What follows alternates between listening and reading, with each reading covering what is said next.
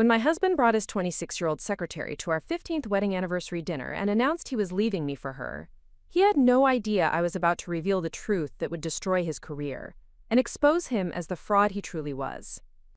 What happened next would not only vindicate 15 years of stolen credit and hidden contributions, but would also launch me into a position of power he could never have imagined possible. Before we jump back in, tell us where you're tuning in from, and if this story touches you, make sure you're subscribed, because tomorrow I've saved something extra special for you.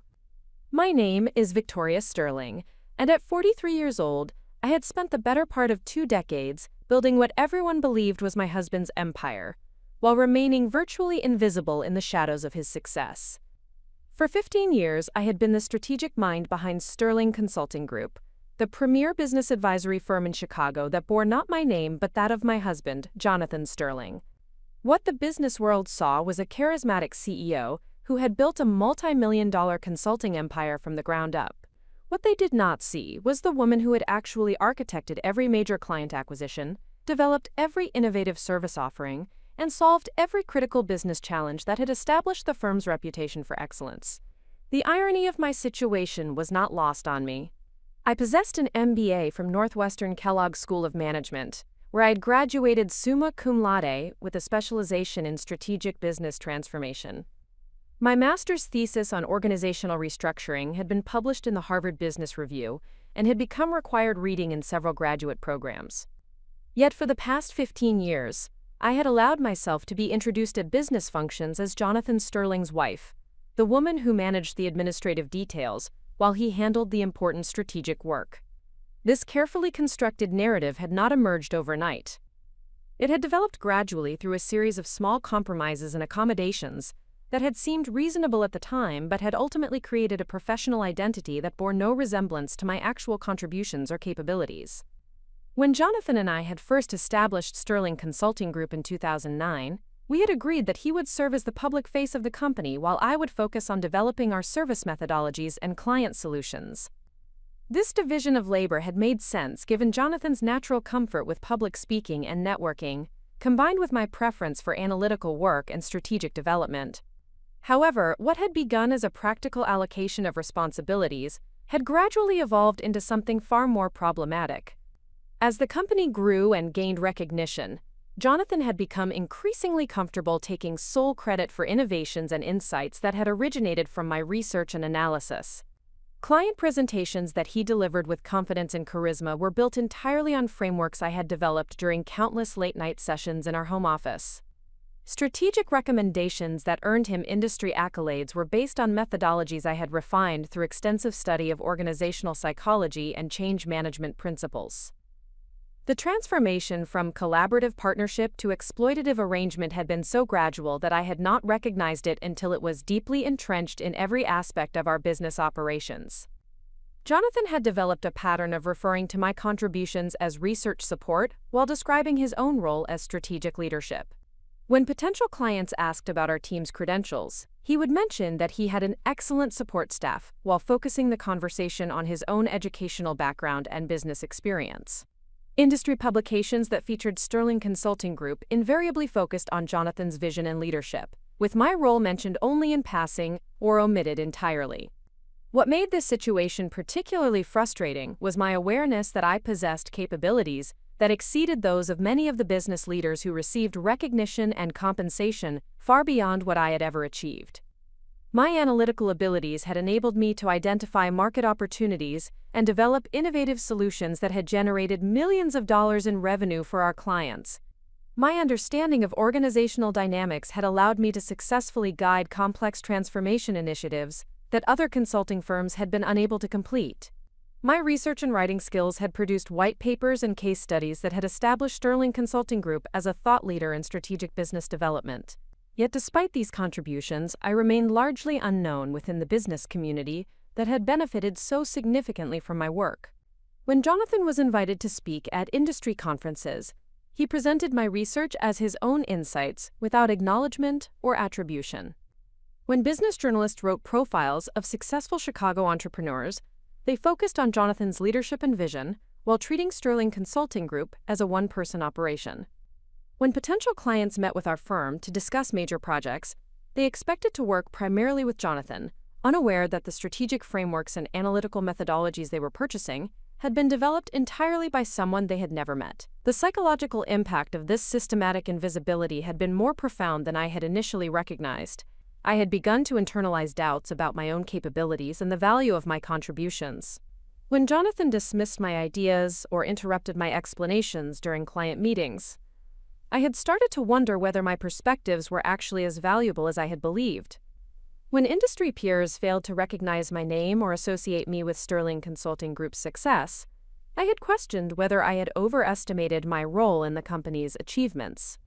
This erosion of professional confidence had been accompanied by a corresponding deterioration in my personal relationship with Jonathan. As his public profile had grown and his ego had expanded, he had become increasingly dismissive of my opinions and contributions in all areas of our life together. Conversations that had once involved mutual respect and collaborative problem-solving had devolved into monologues where Jonathan explained his perspectives while showing little interest in my thoughts or insights. Social situations had become exercises in watching Jonathan network and self-promote, while I stood silently beside him, introduced only as his supportive wife. The most painful aspect of this dynamic was my recognition that Jonathan genuinely believed his own revised version of our history. He had convinced himself that his role as presenter and networker was equivalent in value to my role as strategist and analyst. He viewed my extensive research and analytical work as support functions that enabled his leadership, rather than recognizing that his presentations were simply the delivery mechanism for my intellectual property. This self-deception had made him immune to logical discussions about credit or recognition, because acknowledging the reality of our respective contributions would have required him to admit that his reputation was built on someone else's work. The business community that celebrated Jonathan's success was equally invested in maintaining this narrative. Industry leaders who had built relationships with Jonathan over the years were comfortable dealing with him as the singular force behind Sterling Consulting Group. They appreciated his ability to articulate complex strategies in accessible language and his skill at building consensus among diverse stakeholders. What they did not want to acknowledge was that the strategies he articulated so effectively had been developed by someone else, and that his consensus-building skills were primarily valuable because they were applied to solutions that had been rigorously researched and tested. This collective investment in Jonathan's singular success story had created a professional environment where questioning the narrative would have been awkward and potentially damaging for everyone involved. Clients who had paid substantial fees for Sterling Consulting Group's services wanted to believe they had been working with a visionary leader rather than a skilled presenter of someone else's ideas. Industry peers who had accepted Jonathan as an equal in their professional community were not eager to discover that their colleagues' expertise was largely borrowed. Media outlets that had featured Jonathan as an entrepreneurial success story had no interest in revisiting those stories to acknowledge a previously overlooked contributor. Within this context, my attempts to gain recognition for my contributions had been consistently unsuccessful, and had often backfired by making Jonathan defensive and resistant to any changes in our working relationship. When I had suggested that client presentations should acknowledge my role in developing the strategic frameworks being presented, Jonathan had explained that such acknowledgments would confuse clients and undermine their confidence in his leadership. When I had proposed that industry publications should include information about my background and contributions, he had argued that presenting Sterling Consulting Group as a collaborative effort would dilute the personal branding that had been so effective in attracting new business.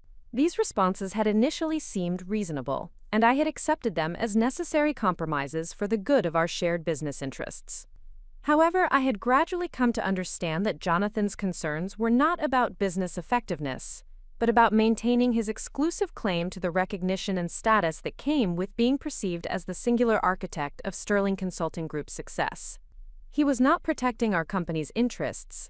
He was protecting his own ego and public image at the expense of accuracy and fairness. The realization that I had been systematically erased from the narrative of my own professional achievements had been both devastating and liberating. It had been devastating because it had forced me to confront the extent to which I had enabled my own marginalization through years of accommodation and compromise.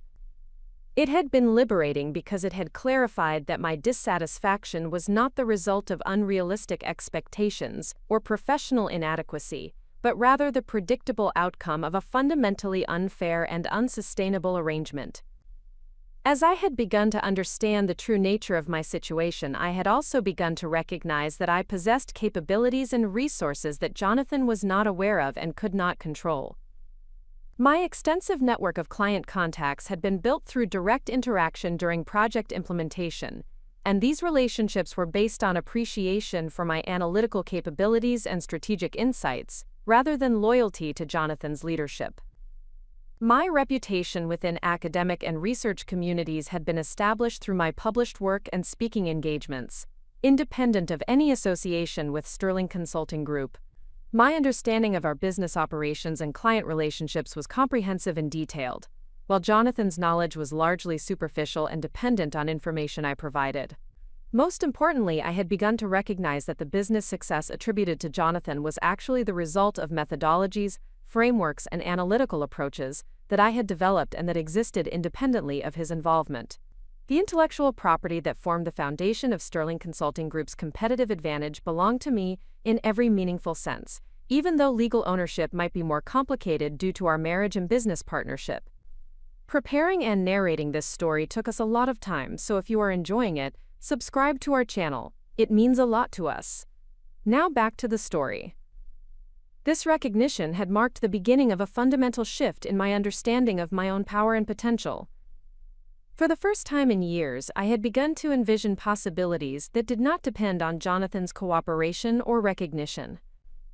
I had started to imagine what my career might look like if I was able to claim credit for my own work and build professional relationships based on my actual capabilities, rather than my assigned role as a supportive spouse. The foundation for transformation had been established through years of unacknowledged contribution and systematic undervaluation. Every client success that had been attributed to Jonathan's leadership had actually demonstrated my strategic capabilities. Every industry accolade he had received had validated methodologies I had developed. Every business opportunity that had enhanced his reputation had proven the effectiveness of approaches I had researched and refined. Now, as I stood on the threshold of our 15th wedding anniversary, I was about to discover just how little Jonathan valued not only my professional contributions, but our entire relationship. The betrayal that was coming would be shocking in its audacity and cruelty, but it would also provide the catalyst I needed to finally claim the recognition and success that had always rightfully been mine. The stage was set for a confrontation that would expose 15 years of deception while launching me toward the professional recognition and personal fulfillment that had been denied for far too long. Jonathan Sterling was about to learn that the woman he had systematically undervalued and marginalized possessed the power to destroy everything he believed he had built while creating something far more successful and authentic in its place. The catalyst that would shatter my carefully maintained world of professional invisibility arrived in the form of what should have been a moment of celebration and recognition.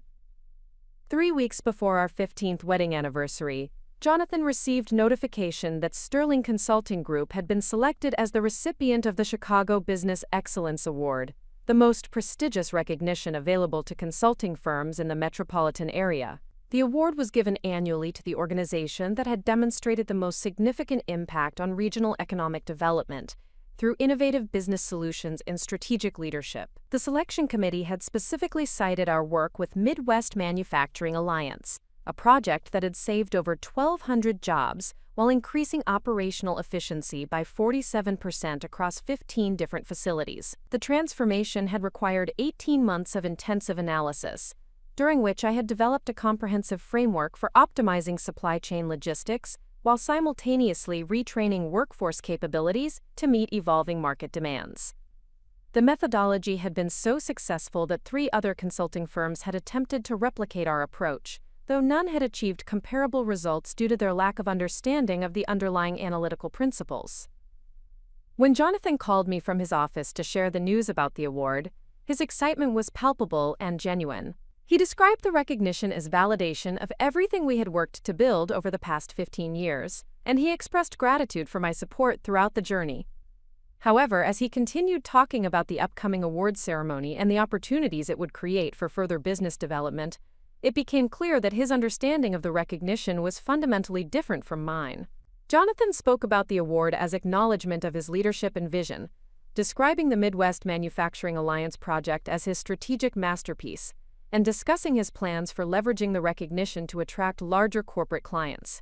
He mentioned that the ceremony would provide him with an excellent networking opportunity and that he was already considering how to incorporate the award into his personal branding and marketing materials. Throughout this 15-minute conversation, he made no reference to my contributions to the award-winning project, despite the fact that every element of the transformation methodology had originated from my research and analysis.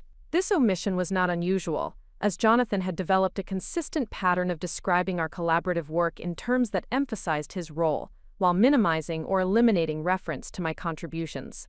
However, something about this particular conversation felt different and more problematic than our previous interactions.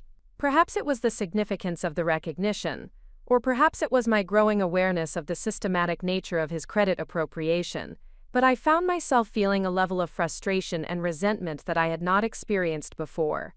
The conversation concluded with Jonathan explaining that the award ceremony would be held at the Palmer House Hilton, and that he was looking forward to celebrating this milestone achievement with me. He suggested that I should plan to purchase a new dress for the occasion, as there would likely be media coverage and photography that could be valuable for future marketing purposes. The implication was clear. My role at the ceremony would be to serve as an attractive accessory to his success, rather than as a contributor worthy of recognition in my own right. After ending the call, I sat in my home office, surrounded by the research materials, analytical frameworks, and strategic documentation that had formed the foundation of every major success attributed to Jonathan's leadership. The disconnect between the reality of my contributions and the narrative of his singular achievement had never felt more stark or more infuriating. I realized that I was facing a decision point that would define not only my professional future, but also my fundamental sense of self-worth and personal integrity. The Chicago Business Excellence Award represented the culmination of my professional development and analytical capabilities. The methodologies being recognized had emerged from years of intensive study, research, and practical application that had required expertise in organizational psychology, operational efficiency, workforce development, and strategic transformation. The successful implementation had demanded problem-solving skills, analytical rigor, and innovative thinking that had been developed through decades of education and experience. Yet the recognition was being presented as validation of someone else's leadership and vision. I began to understand that this award ceremony would serve as a defining moment in my relationship with Jonathan and my own professional identity. I could continue to accompany him as a supportive spouse while he received recognition for my work, thereby reinforcing the narrative that had marginalized me for 15 years. Alternatively, I could use this opportunity to begin asserting my actual role in our business success, regardless of how Jonathan or others might respond to such assertions. The prospect of challenging the established narrative was both terrifying and exhilarating. I had spent so many years accommodating Jonathan's need for singular recognition that I had almost forgotten what it felt like to consider claiming credit for my own achievements. The thought of standing in that ballroom and hearing Jonathan accept an award for work that I had conceived, developed, and implemented without acknowledging my contributions felt intolerable in a way that previous slights had not. Over the following days, I found myself analyzing the situation with the same systematic approach I applied to client challenges. I began documenting the specific elements of the Midwest Manufacturing Alliance project that had originated from my research and analysis, creating a comprehensive record of my contributions that could not be disputed or minimized. I reviewed email communications, project timelines, and client feedback that clearly demonstrated my central role in developing and implementing the award-winning transformation methodology. This documentation process revealed the extent to which Jonathan's public descriptions of our work had diverged from the factual record of our respective contributions. Client communications consistently referenced my analytical insights and strategic recommendations, while describing Jonathan's role primarily in terms of project coordination and relationship management. Internal project files contained extensive evidence of my research, methodology development, and problem-solving, while Jonathan's contributions were limited to presentation materials and scheduling coordination. The documentation also revealed patterns in our client relationships that I had not previously recognized. Many of our most successful engagements had resulted from clients specifically requesting to work with me based on recommendations from previous projects. These clients valued my analytical capabilities and strategic insights, often expressing preference for dealing directly with me rather than working through Jonathan's management oversight. Several major clients had developed what were essentially personal relationships with me, built on respect for my expertise and appreciation for my ability to solve complex organizational challenges. This analysis led to a crucial realization about the nature of our business success and my own professional market value. Sterling Consulting Group's competitive advantage was not based on Jonathan's leadership or relationship management skills, which were competent but not exceptional. Our success was built on the methodologies, frameworks, and analytical approaches that I had developed, combined with my ability to implement these approaches effectively in diverse organizational contexts.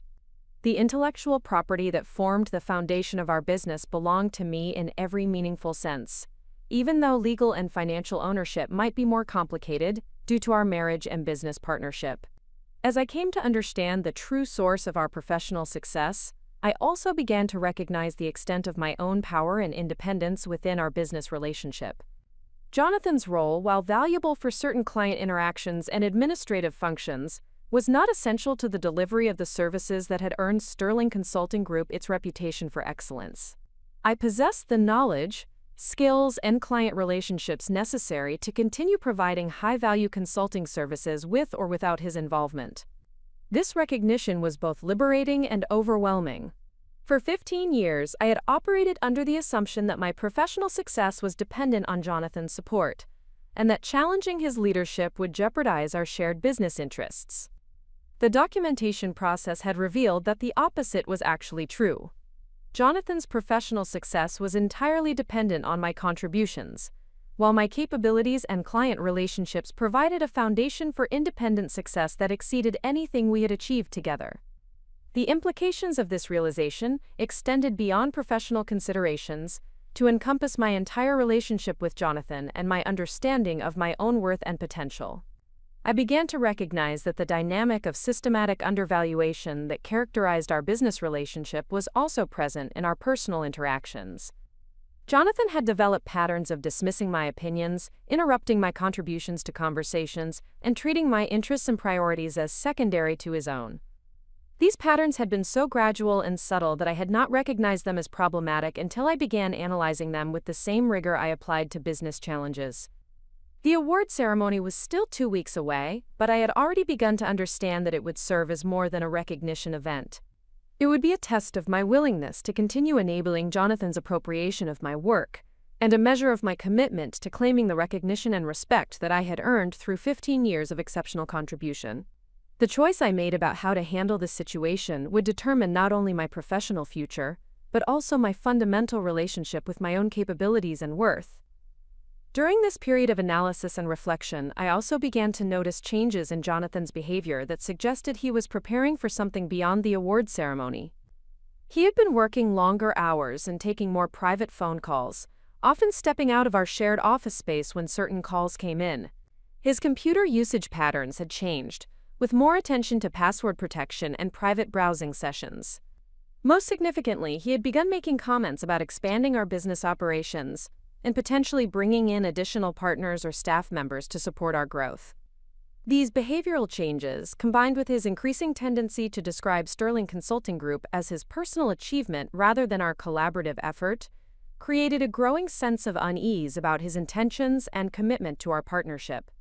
I began to suspect that Jonathan was considering changes to our business arrangement that might further marginalize my role or potentially exclude me entirely from the success we had built together. The catalyst moment had arrived not as a single dramatic event, but as an accumulation of realizations and recognitions that made continued acceptance of my marginalized status impossible. The Chicago Business Excellence Award had crystallized 15 years of systematic undervaluation into a single, undeniable example of credit appropriation that I could no longer ignore or rationalize.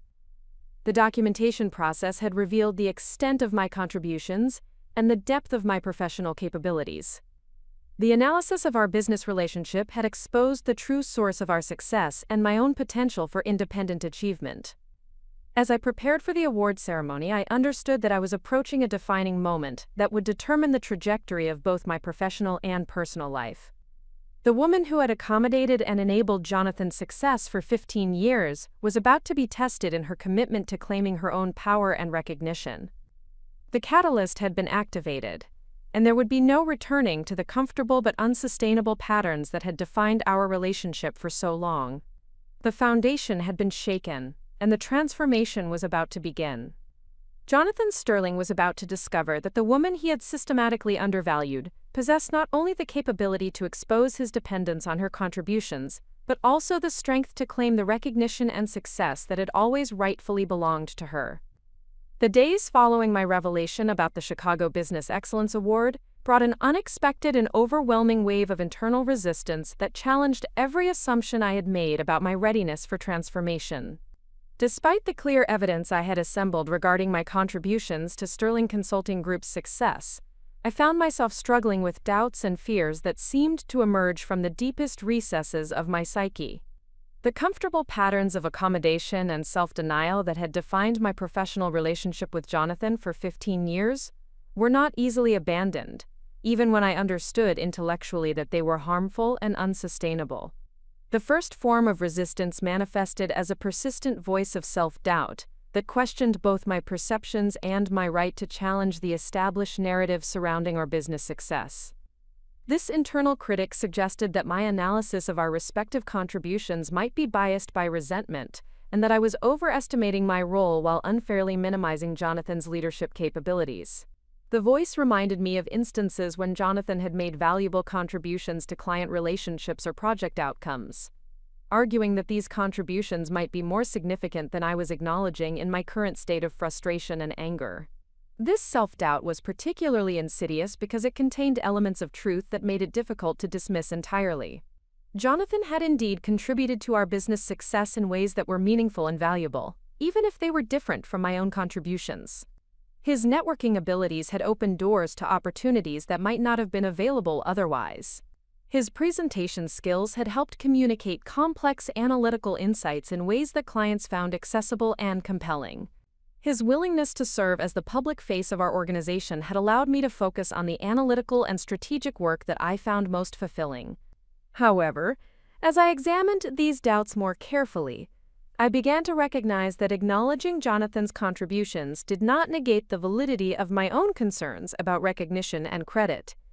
The issue was not whether Jonathan had contributed value to our partnership, but whether the current arrangement fairly represented our respective contributions and provided appropriate recognition for the work each of us had performed. The systematic erasure of my role from the narrative of our success was problematic regardless of Jonathan's genuine contributions to our achievements. The second form of resistance emerged as fear about the potential consequences of asserting my rightful place in our business success. This fear was multifaceted and encompassed both professional and personal concerns that felt overwhelming when considered collectively. Professionally, I worried that challenging Jonathan's established position as the singular leader of Sterling Consulting Group might damage our reputation with existing clients and harm our ability to attract new business. The consulting industry placed significant emphasis on stable leadership and clear organizational hierarchy, and any public disagreement about roles and contributions might be perceived as internal instability that could undermine client confidence. These professional concerns were compounded by uncertainty about my own ability to function effectively as the recognized leader of our organization. Despite my extensive experience and proven analytical capabilities, I had never served as the primary client contact for major engagements or represented our firm at industry events and conferences. The prospect of assuming these responsibilities felt daunting, particularly given my awareness that many clients and industry peers knew me only as Jonathan's supportive spouse, rather than as a business professional with independent credentials and expertise. The personal consequences of challenging our established dynamics seemed even more threatening and unpredictable. Jonathan's identity and self-worth had become deeply intertwined with his role as the successful leader of Sterling Consulting Group. Any challenge to this identity might provoke defensive reactions that could damage or destroy our marriage and family relationships. Our social circle consisted primarily of other business couples who knew us through Jonathan's professional activities. And disrupting the established narrative might result in social isolation and loss of friendships that had developed over many years. Financial considerations added another layer of complexity to my resistance and fear. Sterling Consulting Group represented not only our primary source of income, but also our most significant asset for retirement planning and long-term financial security. Any conflict that resulted in the dissolution of our business partnership might have devastating consequences for both our immediate financial stability and our future economic prospects. The legal complications of separating personal and professional relationships that had been intertwined for 15 years seemed potentially overwhelming and certainly expensive. These practical concerns were accompanied by more fundamental fears about my own capabilities and worthiness that had been shaped by years of systematic undervaluation and marginalization.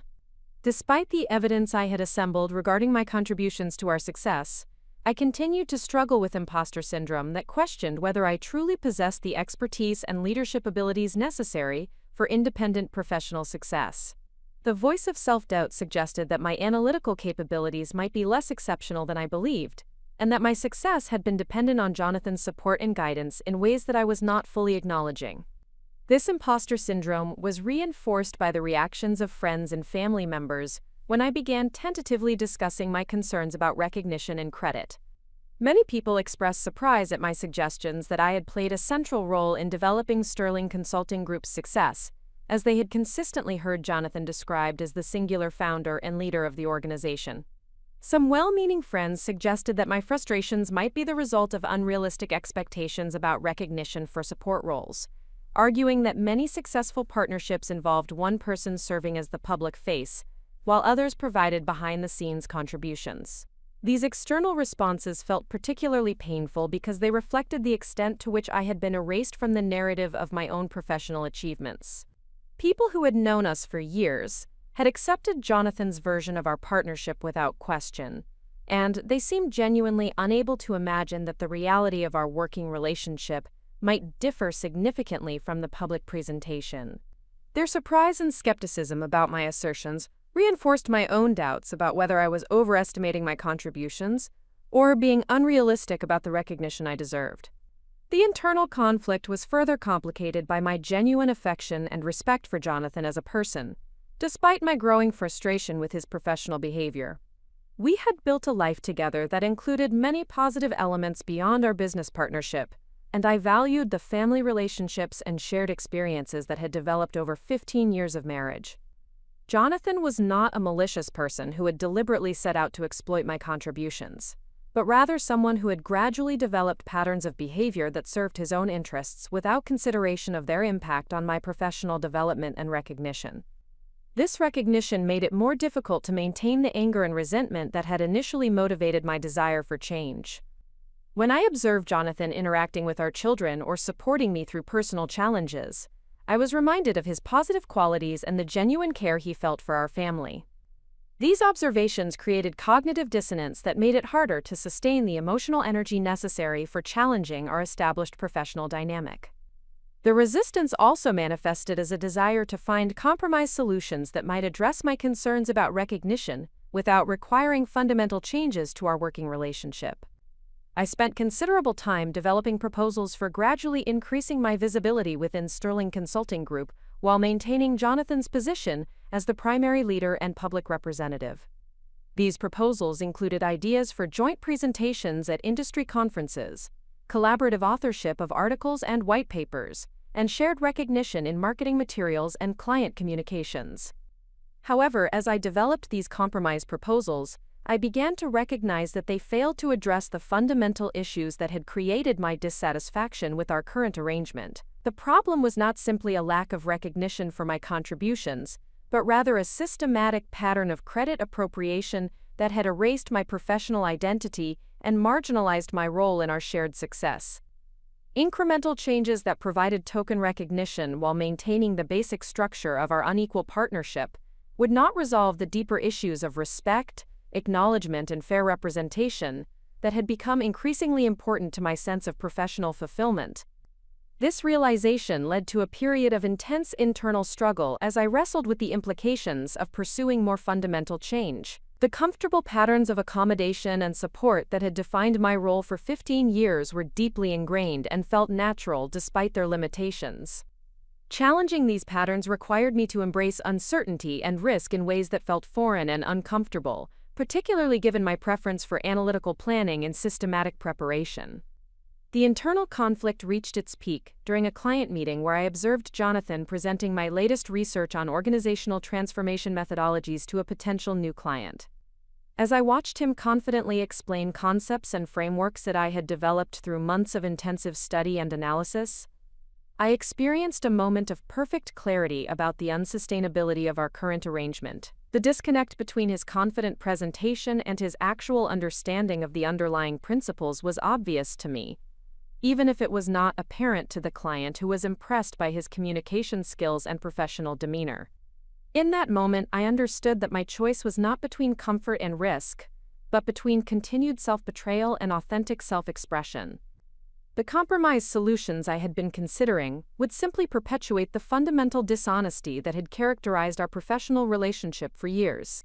Continuing to enable Jonathan's appropriation of my work would not only prevent my own professional development, but would also undermine the integrity and effectiveness of the services we provided to our clients. The realization that I was facing a choice between authenticity and accommodation marked the beginning of my transition from internal conflict to external action.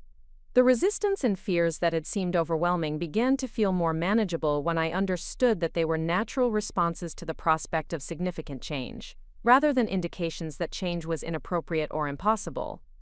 My doubts about my capabilities and worthiness were not accurate assessments of my potential, but rather internalized messages that had resulted from years of systematic undervaluation. The Chicago Business Excellence Awards ceremony was now less than a week away, and I understood that it would serve as a defining moment in my relationship with Jonathan and my own professional identity. The internal conflict had been necessary for helping me understand the full implications of the choice I was facing, but it had also clarified that maintaining the status quo was no longer psychologically or professionally sustainable. As I prepared for what might be the most important week of my professional life, I felt a growing sense of determination that transcended my fears and doubts. The woman who had accommodated Jonathan's success for 15 years was ready to claim her own power and recognition, regardless of the consequences. The resistance had been overcome, and the transformation was about to accelerate toward its inevitable conclusion. The breakthrough that would fundamentally alter my understanding of my situation and capabilities came through an unexpected encounter with Dr. Margaret Chen, a renowned organizational psychologist and executive coach who had built her reputation by helping high-performing professionals navigate complex career transitions and reclaim their authentic professional identities.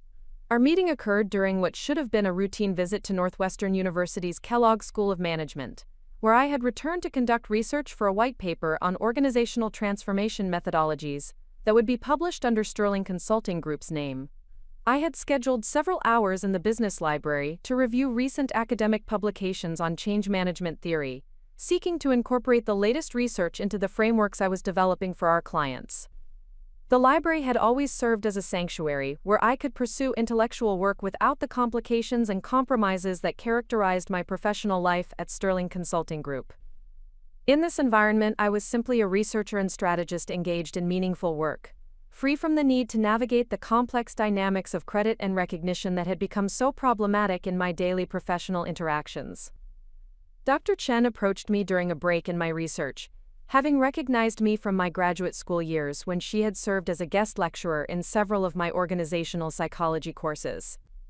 She remembered my master's thesis on organizational restructuring and expressed genuine interest in learning about my current work and career development since completing my degree 15 years earlier. This simple question created an unexpected opportunity for reflection and honest conversation about the trajectory my professional life had taken. As I began describing my role at Sterling Consulting Group, I found myself automatically falling into the established narrative that portrayed Jonathan as the visionary leader, while characterizing my contributions as research support and analytical assistance. Dr. Chen listened with the focused attention of someone who was trained to recognize patterns and discrepancies in professional narratives. And after several minutes of my explanation, she asked a question that stopped me entirely in my prepared presentation. "Victoria," she said with the gentle directness that characterized effective coaching conversations, "I am having difficulty reconciling the person who wrote that exceptional thesis on organizational transformation with someone who describes herself as providing research support. Based on your graduate work and the publications I have seen with your name attached, you possess expertise that exceeds that of most senior consultants in major firms. What happened to that person? And why are you presenting yourself as someone else?" Her question created a moment of cognitive dissonance that forced me to examine the disconnect between my actual capabilities and the professional identity I had been presenting both to others and to myself. For 15 years, I had been so focused on accommodating Jonathan's need for recognition and maintaining harmony in our business partnership that I had gradually internalized a diminished version of my own professional value and potential. The woman who had graduated summa cum laude with groundbreaking research had somehow convinced herself that she was qualified only to provide support services to someone whose expertise was actually inferior to her own. Dr. Chen recognized my discomfort with her question and the internal conflict it had created, but rather than allowing me to retreat into comfortable deflection, she continued to probe the assumptions and beliefs that had led me to accept such a dramatic underutilization of my capabilities. She explained that in her 30 years of executive coaching, she had observed that highly capable individuals often became trapped in situations that diminished their potential, not through lack of ability or opportunity, but through gradual accommodation to systems and relationships that benefited from their diminished self-perception. "The most tragic cases I encounter," Dr. Chen continued, "are not people who lack talent or opportunity, but people who possess exceptional capabilities but have been convinced that those capabilities are ordinary or insufficient. These individuals often become the invisible engines behind someone else's success, providing the intellectual and analytical foundation while allowing others to claim the recognition and advancement opportunities." Her description resonated so powerfully with my own experience that I found myself sharing details about my relationship with Jonathan and the systematic pattern of credit appropriation that had characterized our professional partnership. As I described specific examples of my contributions being presented as his insights, Dr. Chen nodded with the recognition of someone who had seen similar patterns many times before. Her familiarity with these dynamics was both validating and troubling, as it suggested that my situation was not unique, but rather representative of a broader pattern that affected many talented professionals. Dr. Chen helped me understand that the accommodation patterns I had developed were not simply the result of personal weakness or poor judgment, but rather predictable responses to systematic manipulation that had been designed to obscure the true source of our business success. She explained that individuals who possess exceptional analytical capabilities are often targeted by people who recognize their talent but lack similar abilities themselves. These relationships typically begin as genuine partnerships but gradually evolve into exploitative arrangements where the talented individual provides the intellectual foundation, while the other person claims the recognition and advancement opportunities. The manipulation is typically so gradual and subtle that the talented individual does not recognize what is happening until the pattern has become deeply entrenched and difficult to challenge. The exploitative partner uses techniques such as consistently interrupting or dismissing contributions, attributing successes to their own leadership while attributing failures to inadequate support, and gradually isolating the talented individual from direct relationships with clients or industry peers who might recognize their true capabilities. What makes these situations particularly insidious, Dr. Chen explained, is that the talented individual often becomes complicit in their own marginalization by accepting increasingly diminished roles in exchange for stability and conflict avoidance. They convince themselves that their contributions are being recognized in private even if they are not acknowledged publicly, and they rationalize the arrangement as necessary for the success of the shared enterprise. This explanation provided a framework for understanding how I had gradually transitioned from equal partner to invisible contributor, without recognizing the systematic nature of the process. Each individual accommodation had seemed reasonable and minor, But collectively they had created a dynamic where Jonathan received all the recognition while I provided all the intellectual foundation. The arrangement had become so normalized that I had stopped questioning its fairness or sustainability, instead internalizing doubts about my own worth and capabilities. Dr. Chen then shifted the conversation towards solutions and possibilities, rather than continuing to analyze the problems with my current situation. She explained that individuals who found themselves in these exploitative arrangements often possessed far more power and independence than they realized, but that recognizing and exercising this power required a fundamental shift in self-perception and professional identity. The first step, she said, is to conduct an honest assessment of your actual contributions and capabilities, independent of how those contributions have been recognized or valued by others. This assessment must be based on objective evidence, rather than the internalized messages you have received about your worth and potential. She guided me through an exercise where I documented my role in Sterling Consulting Group's major successes, focusing specifically on the intellectual and analytical work that had created value for our clients. This documentation process revealed patterns that I had not previously recognized, including the fact that virtually every innovative methodology or analytical framework that had distinguished our firm from competitors had originated from my research and development work. The exercise also revealed that my client relationships were often deeper and more substantive than Jonathan's connections, despite his role as the primary relationship manager. Clients consistently sought my input on complex analytical questions and relied on my expertise to solve problems that were beyond Jonathan's capabilities. Many of our most valuable client relationships had developed specifically because of my analytical contributions, even though Jonathan received credit for business development and relationship management. Dr. Chen helped me understand that this pattern of client dependence on my expertise represented a form of professional capital that existed independently of my relationship with Jonathan. These clients valued my capabilities and insights, and many would likely prefer to work directly with me if given the opportunity. This realization was both empowering and somewhat overwhelming, as it suggested possibilities for professional independence that I had not previously considered. The second step, Dr. Chen continued, is to recognize that your current situation is not permanent or unchangeable, but rather the result of choices that can be modified or reversed. You have been operating under the assumption that challenging the established dynamic would be risky or destructive, but maintaining the status quo is actually the riskier choice, because it prevents you from reaching your potential and building the professional recognition you deserve. She explained that many talented individuals remain trapped in exploitative arrangements because they overestimate the risks associated with change while underestimating the costs of continued accommodation. The fear of losing security or stability prevents them from pursuing opportunities that would provide greater fulfillment and recognition, even when their current situation is fundamentally unsustainable. Dr. Chen introduced me to the concept of authentic professional identity, which she defined as alignment between your actual capabilities and the recognition and opportunities you receive for those capabilities. She explained that individuals who achieve authentic professional identity experience greater job satisfaction, more sustainable success, and better relationships with colleagues and clients, because they are operating from a foundation of honesty and integrity rather than accommodation and compromise. The process of reclaiming authentic professional identity, she explained, typically involves some period of uncertainty and conflict as established patterns are challenged and new dynamics are developed. However, this temporary discomfort is necessary for creating long-term alignment between your contributions and your recognition.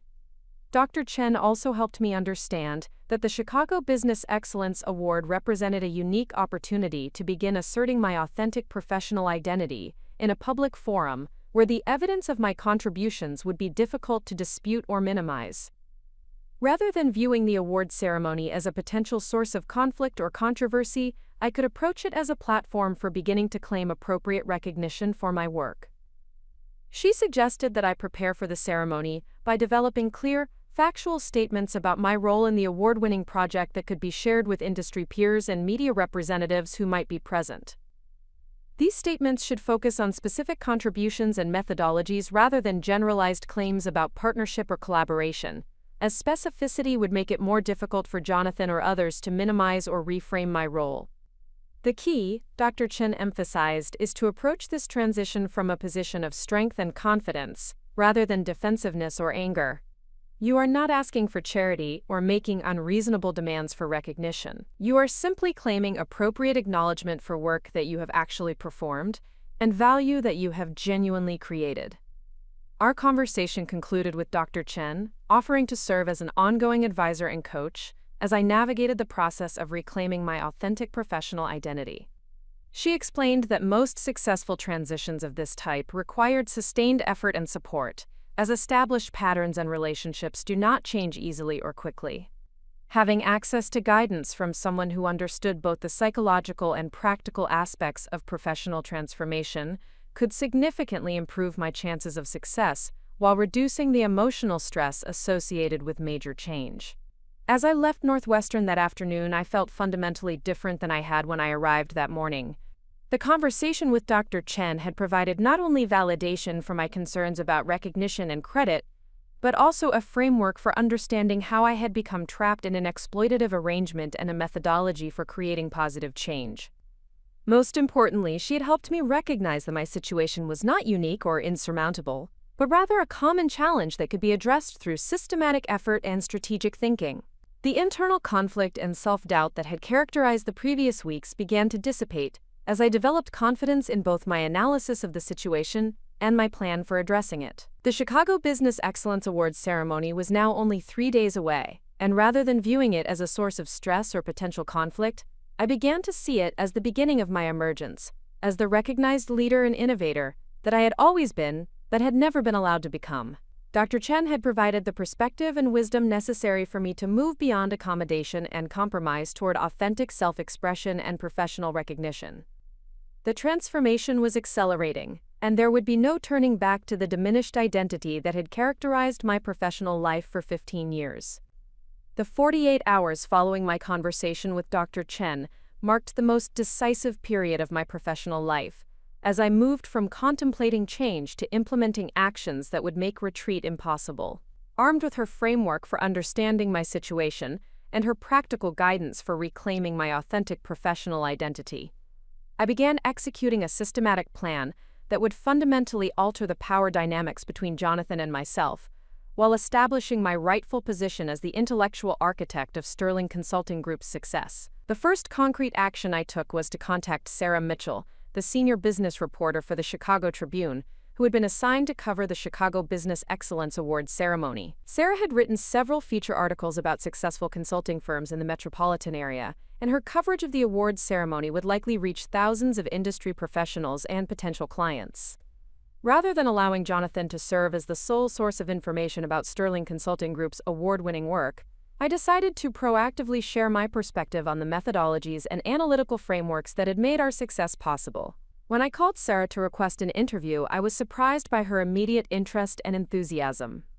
She explained that she had been researching Sterling Consulting Group's background for her article about the award recipients, and had encountered several references to innovative methodologies that had distinguished our firm from competitors.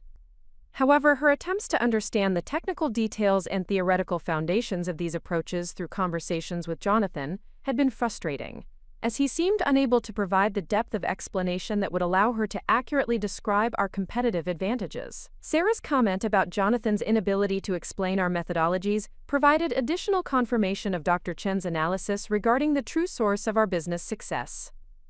Jonathan's role as the public face of Sterling Consulting Group had been effective for relationship management and general business development, but it had created problems when industry observers or potential clients sought detailed understanding of the intellectual property that formed the foundation of our services. During our 90-minute interview, I provided Sarah with comprehensive information about the research and development process that had led to our award-winning transformation methodology.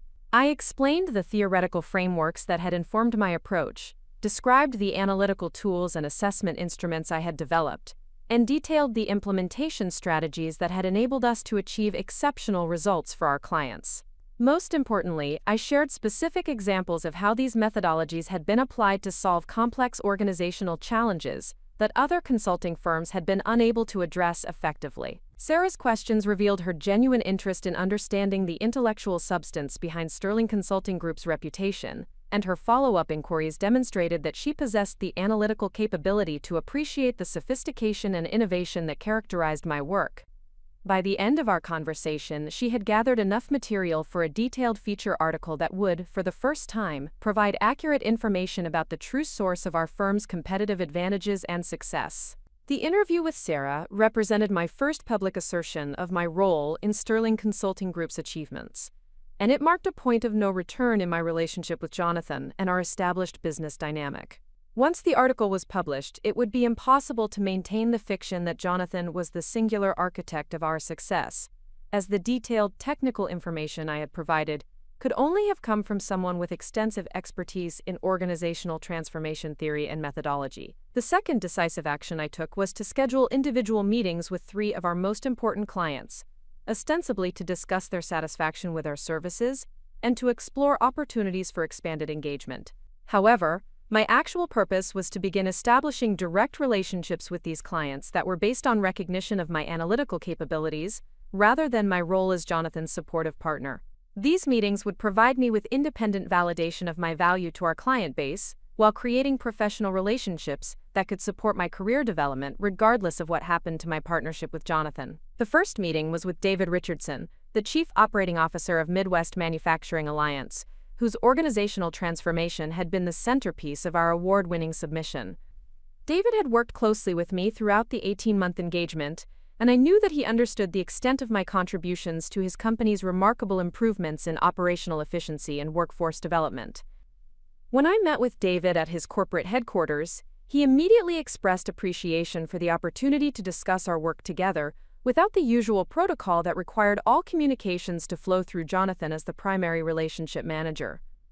David's comments revealed that he had often felt frustrated by the need to communicate complex technical questions through Jonathan, who typically required several days to provide responses that David suspected were developed by someone else with greater analytical expertise. "Victoria," David said with characteristic directness, "I have always known that you are the person actually developing the methodologies and solutions that transformed our operations. Jonathan is an effective communicator and relationship manager, but the sophisticated analytical work came from you. I have recommended Sterling Consulting Group to other organizations specifically because of your capabilities, not because of Jonathan's leadership." David's validation of my central role in his company's transformation provided powerful confirmation that my assessment of our respective contributions was accurate rather than biased by frustration or resentment. More importantly, his comments suggested that other clients had similar awareness of the true source of our analytical capabilities, and that my concerns about damaging client relationships by asserting my rightful role were unfounded. During our conversation, David also revealed that his company's board of directors had been so impressed with the results of our engagement that they were considering a significant expansion of their relationship with Sterling Consulting Group. However, the expanded engagement would require extensive analytical work and methodology development that would be beyond Jonathan's capabilities without substantial support from someone with advanced expertise in organizational transformation theory. David's implicit message was clear. Midwest Manufacturing Alliance valued their relationship with Sterling Consulting Group specifically because of my analytical capabilities, and any future engagement would depend on my continued involvement in developing and implementing solutions for their organizational challenges. This conversation provided concrete evidence that my client relationships were based on appreciation for my expertise rather than loyalty to Jonathan's leadership, which meant that I possessed independent professional value that could support career development outside of our current partnership arrangement. The meetings with our other major clients produced similar results, with each conversation confirming that my analytical contributions were recognized and valued by the people who had benefited most directly from our work. These clients had developed what were essentially personal relationships with me, based on respect for my problem-solving capabilities and appreciation for my ability to translate complex theoretical concepts into practical implementation strategies. The third decisive action I took was to register for the National Organizational Development Conference, which would be held in San Francisco 6 weeks after the Chicago Business Excellence Award ceremony. This conference represented the premier gathering of consulting professionals who specialized in organizational transformation and change management, and attendance would provide me with opportunities to establish relationships with industry leaders who were unaware of my previous marginalization within Sterling Consulting Group. More significantly, I submitted a presentation proposal for the conference that focused on the innovative methodologies I had developed for accelerating organizational transformation while maintaining employee engagement and operational stability. The presentation would be delivered under my name alone, without any reference to Sterling Consulting Group or my partnership with Jonathan. This would mark my emergence as an independent thought leader and expert practitioner whose professional identity was not dependent on institutional affiliation or collaborative relationships. The presentation proposal was accepted within 2 weeks, and I received notification that my session had been selected as one of the featured presentations for the conference's opening day. This recognition validated my expertise while providing a platform for establishing my professional reputation independent of any association with Jonathan or Sterling Consulting Group. The acceptance of my presentation proposal represented another point of no return in my transformation process. Once I delivered this presentation to hundreds of industry professionals, I would be publicly established as an expert and thought leader whose capabilities were recognized by the premier professional organization in our field. This recognition would make it impossible for Jonathan or anyone else to minimize my role in developing the methodologies and frameworks that had distinguished our work from that of our competitors. As these commitments and actions accumulated, I began to experience a profound shift in my understanding of my own professional identity and potential. The woman who had accommodated Jonathan's need for singular recognition for 15 years was being replaced by someone who understood her own value and was willing to assert her rightful place in the business success she had created. This transformation was both exhilarating and terrifying, as it required me to abandon familiar patterns of accommodation and self-denial in favor of authentic self-expression and professional advocacy. The most challenging aspect of this transition was managing my relationship with Jonathan during the period when I was taking actions that would fundamentally alter our business dynamic, without discussing these actions with him directly. I continued to fulfill my responsibilities for ongoing client projects and administrative tasks, but I was simultaneously building the foundation for professional independence that would make me less dependent on his cooperation and support. This approach created internal tension between my desire for honesty and transparency in our personal relationship, and my recognition that premature disclosure of my transformation plan might provoke defensive reactions that could undermine my efforts to establish independent professional credibility. Dr. Chen had advised me that successful transitions of this type typically required a period of private preparation before public assertion, as individuals who felt threatened by proposed changes often became obstacles to the very changes that would ultimately benefit everyone involved. The Chicago Business Excellence Awards ceremony was now only 24 hours away, and I understood that it would serve as the public launching point for my emergence as the recognized expert and thought leader that I had always been but had never been allowed to become. The preparations I had made over the previous weeks had created momentum that would carry me through whatever challenges or resistance might emerge from Jonathan or others who were invested in maintaining the established narrative about our business success. The evening before the ceremony, I spent several hours reviewing the materials I had prepared for potential conversations with industry peers, clients, and media representatives who would be present at the event. These materials included detailed descriptions of the methodologies I had developed, case studies that demonstrated the effectiveness of my analytical approaches, and contact information for clients who could provide independent validation of my contributions to their organizational transformations. I also prepared responses to questions that Jonathan might ask about my increased visibility and public assertions of my role in our business success. These responses were designed to be factual and non-confrontational, while making it clear that I was no longer willing to accept marginalization or credit appropriation as acceptable elements of our working relationship. As I concluded my preparations and reflected on the journey that had brought me to this moment, I felt a combination of confidence and anticipation that was qualitatively different from any emotion I had experienced during my years of professional accommodation. The woman who would attend the Chicago Business Excellence Awards ceremony would be fundamentally different from the person who had accompanied Jonathan to similar events in the past. Rather than serving as a silent and supportive accessory to his success, I would be present as a professional equal who was prepared to claim appropriate recognition for work that I had actually performed and value that I had genuinely created. The transformation was complete, and there would be no returning to the diminished identity that had characterized my professional life for 15 years.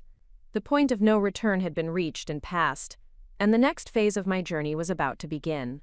Tomorrow evening would mark not only the recognition of Sterling Consulting Group's excellence, but also the emergence of Victoria Sterling as an independent force in the organizational development field, with or without Jonathan's cooperation or support.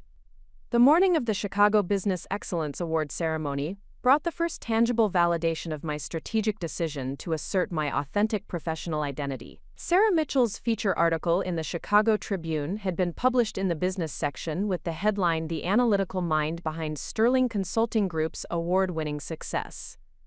The article provided detailed coverage of the methodologies I had developed for organizational transformation, complete with specific examples of how these approaches had generated exceptional results for our clients.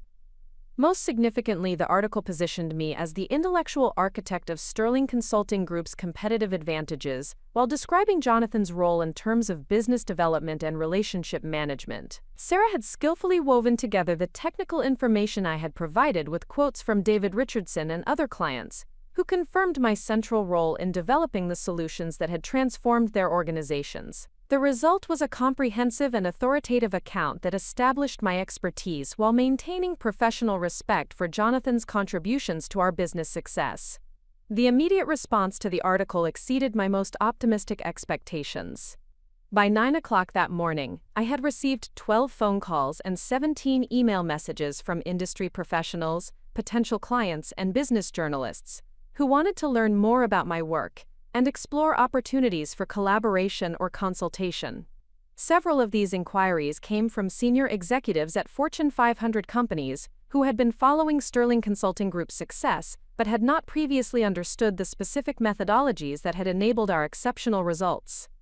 The most significant response came from Dr. Robert Martinez, the Director of Organizational Development at the Chicago Economic Development Council, who called to discuss the possibility of my serving as the lead consultant for a major initiative designed to help mid-size manufacturing companies improve their operational efficiency and competitive positioning.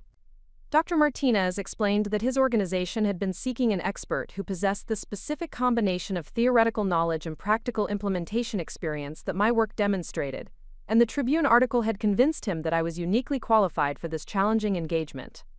The conversation with Dr. Martinez revealed the extent to which my previous marginalization had prevented the business community from recognizing capabilities that were directly relevant to their most pressing organizational challenges. He described several initiatives that had failed to achieve their objectives because the consulting firms involved had lacked the analytical sophistication necessary to address complex transformation requirements. My methodologies appeared to offer solutions to problems that other consultants had been unable to solve effectively. Dr. Martinez's interest in my services was particularly significant because the Chicago Economic Development Council represented one of the most prestigious consulting opportunities available in the metropolitan area. The organization worked exclusively with highly qualified experts who possessed demonstrated expertise in their respective fields, and an engagement with the council would establish my professional credibility at the highest levels of the Chicago business community.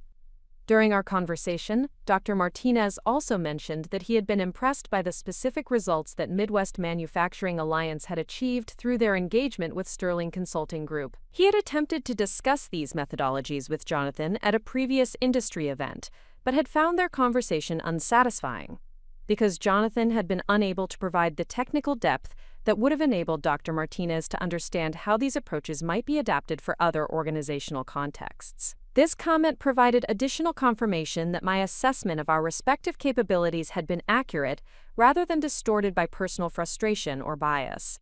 Industry professionals who attempted to engage with Jonathan about the intellectual substance of our work consistently encountered limitations that became apparent when detailed technical discussions were required.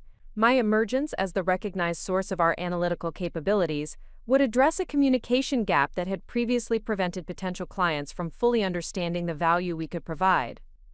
The second major validation occurred when I received a call from Jennifer Walsh, the conference director for the National Organizational Development Conference, who had been contacted by several attendees inquiring about my background and expertise in advance of my scheduled presentation.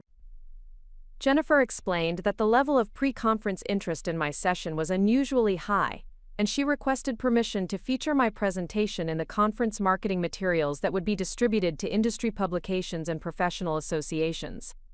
Jennifer's request represented recognition that my expertise had generated significant interest within the organizational development community, even though my professional visibility had been limited by years of systematic marginalization. The methodologies I had developed were apparently addressing theoretical and practical challenges that other experts in the field were struggling to solve, which created natural curiosity about my approaches and potential applications. The conference marketing exposure would reach thousands of consulting professionals and potential clients who were unaware of my previous work, providing opportunities to establish relationships that were based on recognition of my capabilities, rather than my historical role as Jonathan's supportive partner.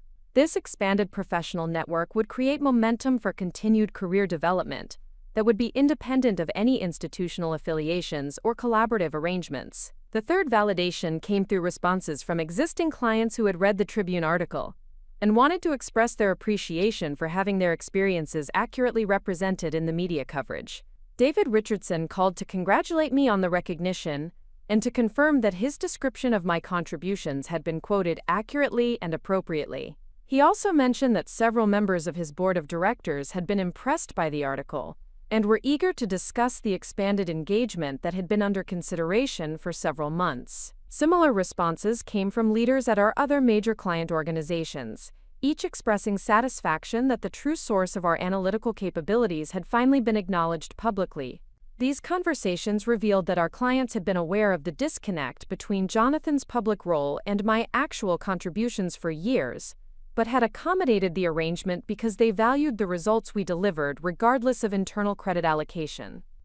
However, the publication of the Tribune article had created an opportunity for these clients to acknowledge their awareness of my central role, without seeming to undermine Jonathan's position or create awkwardness in their business relationships.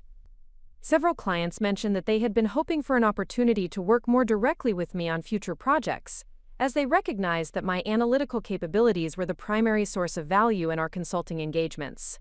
These client responses demonstrated that my concerns about damaging business relationships by asserting my rightful role had been unfounded. Rather than creating confusion or instability, the accurate representation of our respective contributions had been welcomed by clients who appreciated having clarity about the source of the expertise they were purchasing. The revelation had strengthened rather than weakened these important business relationships. As I prepared for the award ceremony that evening, I also received an unexpected call from Dr. Chen, who had seen the Tribune article and wanted to congratulate me on the progress I had made in reclaiming my authentic professional identity. She explained that the speed and effectiveness of my transformation had been exceptional, as most professionals who found themselves in similar situations required months or years to develop the confidence and strategic thinking necessary for successful change. Dr. Chen's analysis of my progress helped me understand that the actions I had taken over the previous weeks represented more than simple career advancement or recognition seeking. I had systematically dismantled a complex web of accommodation and self-denial that had prevented me from expressing my full capabilities, while simultaneously building the foundation for sustainable professional success that aligned with my actual expertise and potential. The momentum that had been created through these initial victories was qualitatively different from the incremental progress that characterized most career development efforts. Rather than gradually improving my position within existing constraints, I had fundamentally altered the context within which my professional value was recognized and appreciated. The woman who would attend the award ceremony that evening possessed a level of industry recognition and client validation that had been unimaginable just weeks earlier. However, the most significant aspect of these early victories was not the external recognition they represented, but the internal transformation they had enabled. For 15 years, I had operated under the assumption that my professional worth was dependent on Jonathan's willingness to acknowledge my contributions and provide opportunities for advancement. The success of my independent efforts had demonstrated that my capabilities possessed inherent value that could be recognized and rewarded regardless of his cooperation or support. This recognition had liberated me from the psychological constraints that had limited my thinking about career possibilities and professional potential. Rather than trying to maximize my success within the narrow parameters that had been established by our existing partnership, I was now free to pursue opportunities that fully utilized my analytical capabilities and theoretical expertise. The fear of losing security or stability that had previously prevented me from challenging established patterns had been replaced by confidence in my ability to create professional success through direct application of my skills and knowledge. The transformation in my self-perception had also affected how I approached interactions with Jonathan during the final preparations for the award ceremony. Rather than feeling anxious about his potential reactions to my increased visibility, I approached our conversations with the calm confidence of someone who understood her own value and was prepared to claim appropriate recognition for work she had actually performed. When Jonathan mentioned that he had received several calls from colleagues who had seen the Tribune article, I responded with factual information about the interview process and the content that had been included in the published piece. When he expressed surprise at the level of technical detail that had been provided, I explained that Sarah Mitchell had requested comprehensive information about our methodologies in order to write an accurate and informative article about our award-winning work. Jonathan's responses to these conversations revealed his awareness that something fundamental had changed in our professional dynamic, although he appeared uncertain about the implications or appropriate responses. His usual patterns of minimizing my contributions or redirecting attention to his own role seemed inadequate for addressing a situation where my expertise had been publicly validated by independent sources. The confidence and authority with which I discussed my work made it difficult for him to dismiss or diminish my contributions without appearing obviously unreasonable. As the day progressed, I realized that Jonathan was struggling to reconcile the established narrative of his singular leadership with the emerging recognition of my central role in our business success. The cognitive dissonance was creating uncertainty about how to present himself at the award ceremony, as his usual approach of accepting sole credit for our achievements would now contradict publicly available information about the true source of our competitive advantages. This uncertainty represented a significant shift in the power dynamics that had characterized our relationship for 15 years. Rather than feeling dependent on his approval or cooperation, I was now in a position where his professional credibility was partially dependent on his willingness to acknowledge my contributions accurately and appropriately. The transformation had created a more balanced and honest foundation for our working relationship, regardless of how that relationship might evolve in the future. The afternoon before the ceremony, I received a final validation that confirmed the strategic wisdom of my decision to assert my authentic professional identity. Margaret Thompson, the executive director of the Chicago Business Excellence Awards, called to request a brief meeting before the evening's festivities began. Margaret explained that the selection committee had been impressed by the Tribune article and wanted to ensure that the award presentation accurately reflected the collaborative nature of Sterling Consulting Group's success. Margaret's request represented official recognition that my role in our award-winning work deserved acknowledgement during the ceremony itself. Rather than allowing Jonathan to accept the award as the singular representative of our firm's achievements, the ceremony would include specific mention of my contributions to the methodologies and analytical frameworks that had distinguished our work from that of other consulting organizations. This recognition by the awards committee provided the perfect culmination for the momentum that had been building throughout the day.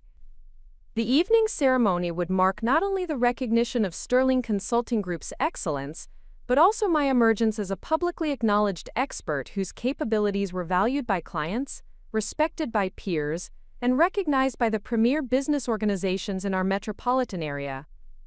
As I prepared for what would undoubtedly be the most significant evening of my professional life, I reflected on the journey that had brought me to this moment of recognition and validation. The woman who had accommodated Jonathan's success for 15 years had been transformed into someone who understood her own value and was prepared to claim the recognition she had earned through exceptional analytical work and innovative problem-solving. The first victories had been achieved, and the momentum was accelerating toward even greater opportunities for professional growth and meaningful contribution. The award ceremony would mark the beginning of a new phase in my career, one characterized by authentic self-expression and recognition that aligned with my actual capabilities and contributions. The success of my public emergence as the intellectual architect behind Sterling Consulting Group's achievements created an unexpected and increasingly hostile response from individuals and organizations who had been invested in maintaining the established narrative of Jonathan's singular leadership. This opposition manifested in subtle but persistent attempts to undermine my credibility while preserving the professional relationships and business arrangements that had benefited from my previous invisibility. The first indication of organized resistance emerged 3 days after the Chicago Tribune article was published, when I received a call from Richard Blackstone, the managing partner of Blackstone Associates, one of Chicago's most established consulting firms, and Sterling Consulting Group's primary competitor for high-value organizational transformation engagements. Richard had known Jonathan for over a decade through various industry associations, and had consistently positioned his firm as the more experienced and credible alternative to what he characterized as Sterling's newer and less proven methodologies. Richard's call was ostensibly a congratulatory message regarding the recent media coverage and award recognition, but his underlying purpose became apparent as the conversation progressed. He began by acknowledging the innovative nature of the methodologies described in the Tribune article, while expressing surprise that such sophisticated analytical frameworks had emerged from what he had previously understood to be a relatively small consulting operation, with limited theoretical foundations. His comments were carefully crafted to appear complimentary while subtly questioning the authenticity of my contributions and the accuracy of the media coverage. Richard suggested that the complexity of the methodologies described in the article seemed inconsistent with the public profile that Sterling Consulting Group had maintained over the previous 15 years, implying that either the media coverage was exaggerated or that significant capabilities had been systematically concealed from industry peers and potential clients. The most insidious aspect of Richard's approach was his suggestion that the recent emphasis on my role in developing Sterling's analytical frameworks might represent an attempt to revise history for marketing purposes rather than an accurate representation of our firm's actual development process. He mentioned that several colleagues in the industry had expressed confusion about the apparent inconsistency between Jonathan's previous presentations at industry conferences and the sophisticated theoretical work that was now being attributed to Sterling Consulting Group's success. Richard's implication was clear. My emergence as a recognized expert was being characterized as opportunistic positioning rather than legitimate recognition of capabilities that had been systematically overlooked. This narrative was particularly damaging because it suggested that my recent visibility represented dishonest marketing rather than honest acknowledgement of contributions that had been made but not previously recognized. The conversation concluded with Richard offering to discuss potential collaboration opportunities between our firms, ostensibly to leverage what he described as our complementary capabilities and market positioning. However, his specific suggestions revealed his actual purpose, which was to establish a business relationship that would position Blackstone Associates as the senior partner, while reducing Sterling Consulting Group to a subordinate role that provided specialized analytical support for projects that would be managed and presented by his more established organization. This proposed arrangement would have effectively recreated the marginalization I had experienced with Jonathan, but at an organizational level where my contributions would be subsumed within a larger firm's operations and credited to their leadership team.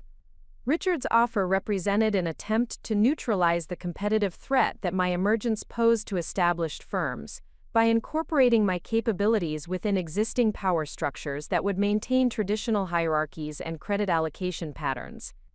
The second form of opposition emerged through Jonathan's social and professional network, where several individuals began expressing concerns about the potential impact of my increased visibility on Sterling Consulting Group's established client relationships and industry reputation. These concerns were typically presented as well-meaning advice about the risks of making dramatic changes to successful business arrangements, but their cumulative effect was to create pressure for returning to the collaborative dynamic that had previously characterized our partnership. The most persistent advocate for this position was Thomas Webb, a longtime client who had worked with Sterling Consulting Group on multiple engagements over the past 8 years.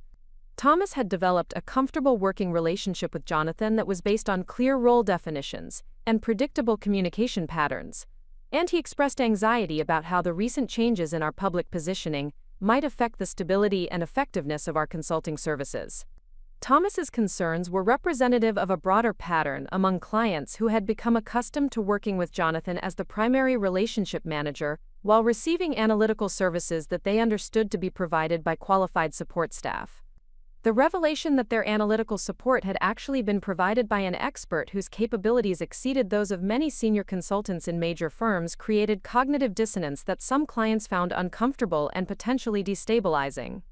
Several clients expressed worry that my increased professional profile might lead to higher consulting fees or reduced availability for their projects, as they assumed that recognition would naturally result in demands for compensation and treatment that reflected my actual contributions to their organizational transformations. These concerns were based on the assumption that fair recognition of my role would necessarily disrupt the business arrangements that had provided them with exceptional analytical services at rates that had been artificially low due to my systematic undervaluation.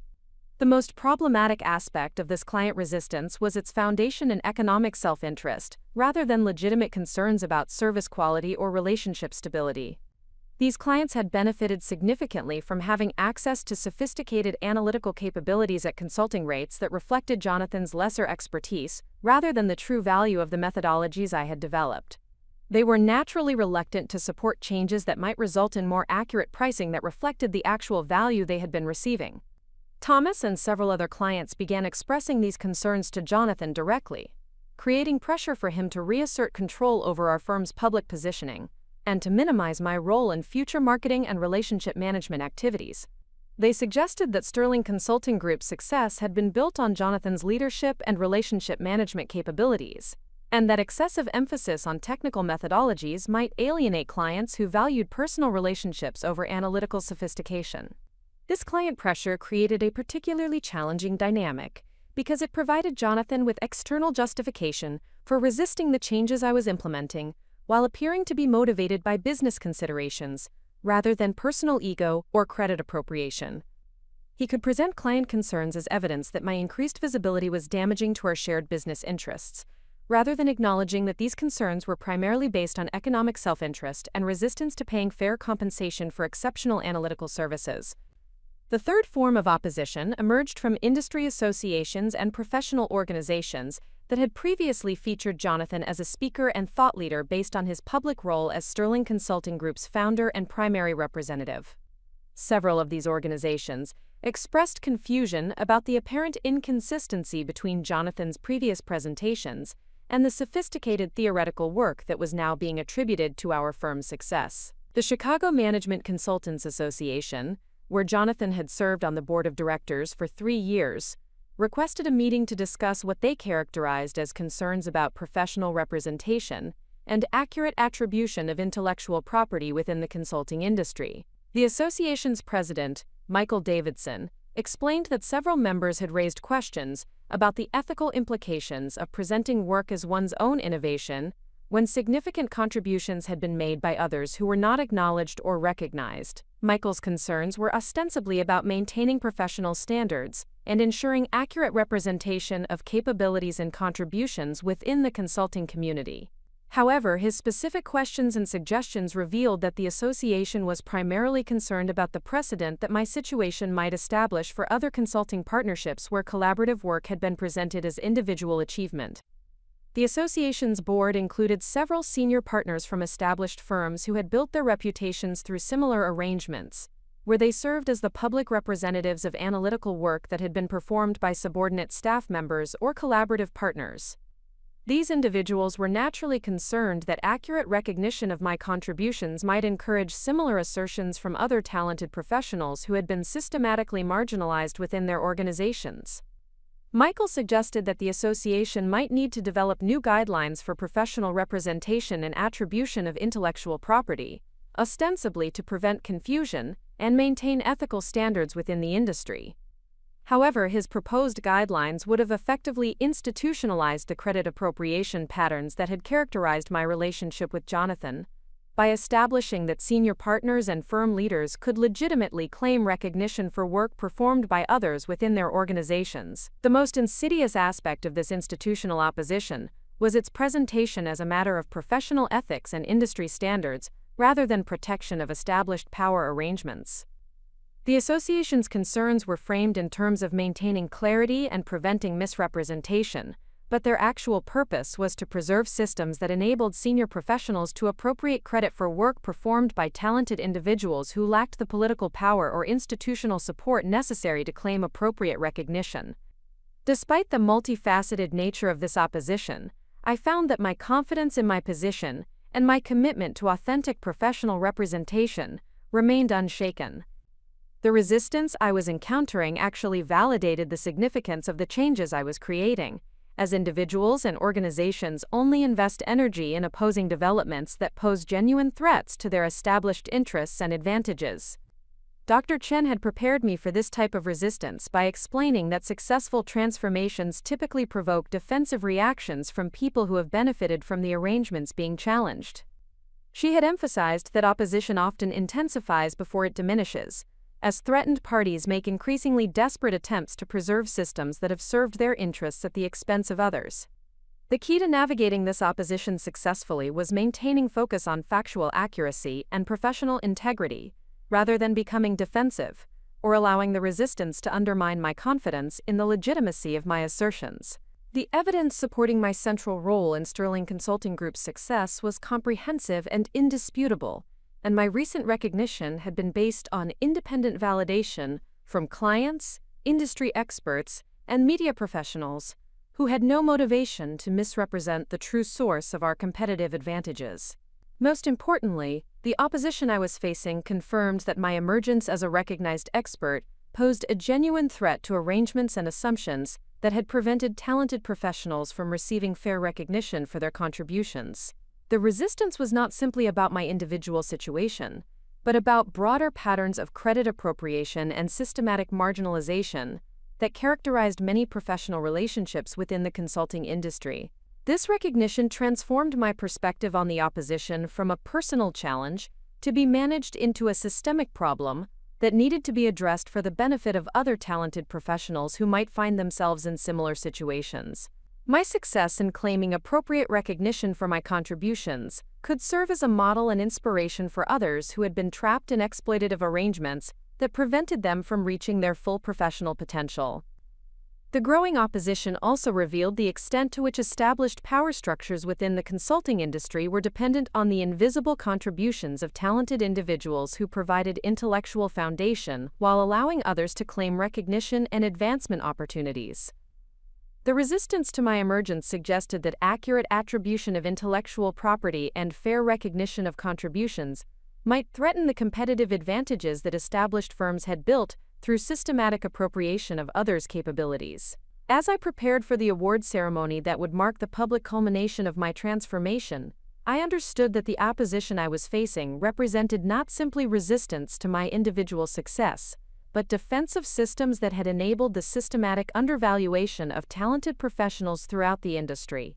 The changes I was creating had implications that extended far beyond my personal situation to encompass fundamental questions about fairness, recognition, and authentic professional representation within collaborative work environments. The opposition was intensifying, but rather than discouraging my commitment to transformation, it was strengthening my resolve to continue pursuing authentic recognition, regardless of the resistance I encountered. The woman who had accommodated unfair treatment for 15 years had been replaced by someone who understood that her individual success could contribute to positive changes that would benefit countless other professionals who deserved recognition for their genuine contributions to organizational success. The evening of the Chicago Business Excellence Awards ceremony arrived with an unexpected complexity that transcended the professional recognition I had worked to achieve. As I prepared for what should have been a moment of triumph and validation, I found myself confronting deeper psychological and emotional challenges that had remained hidden beneath the surface of my systematic efforts to reclaim my authentic professional identity. These challenges emerged not from external opposition or resistance, but from within my own psyche, where years of accommodation and self-denial had created patterns of thinking and feeling that could not be easily resolved through external recognition or professional success.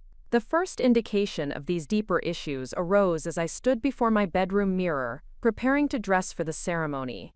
I had purchased a sophisticated charcoal gray dress that projected professional competence and personal confidence, Yet as I looked at my reflection, I experienced an unexpected wave of anxiety that had nothing to do with the evening's events or the recognition I was about to receive.